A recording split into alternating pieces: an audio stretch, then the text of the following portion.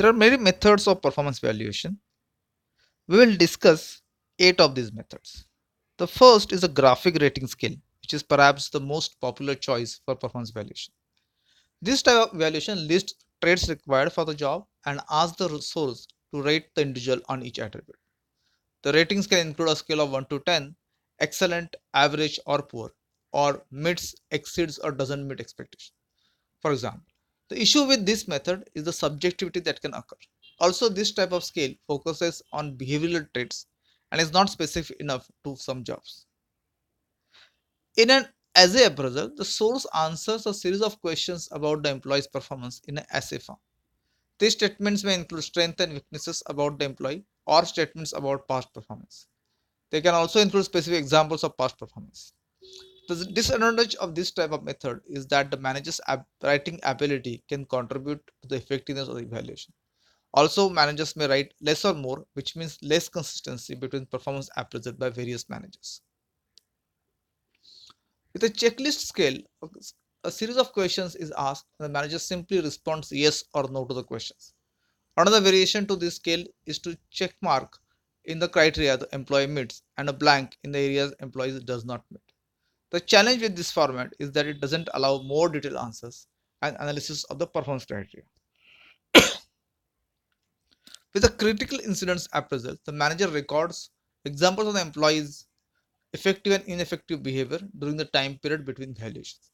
The downside is the tendency to record only negative incidents and the time it can take to record these incidents. This approach is especially useful when specific jobs are non-routine and vary greatly from week to week. The work standards performance appraisals approach looks at minimum standards of productivity and rates the employee performance based on minimum expectation. This method is often used for Salesforce or manufacturing settings where productivity is an important aspect. Though it is highly result focused, the downside is that this method does not allow for reasonable deviations. In a ranking performance evaluation system, the manager ranks each employee from most valuable to least valuable. This can create moral issues within the workplace. Also, there is a room for bias with this method, and it may not work well in large organizations where managers may not interact with each employee on a day to day basis. Management by objectives, also called as MBO. The MBO system is where the managers and employees sit down together, determine objectives, and then after a period of time, the manager assesses whether those objectives have been met. MBO's objective should be SMART. SMART stands for specific, measurable, attainable, results oriented, and time bound. This method can create great development opportunities for the employee and a good working relationship between the employee and manager. The next one is Behavioral Anchored Rating Scale, BARS. BARS method. BARS method first determines the main performance dimension of the job, for example, interpersonal relationships.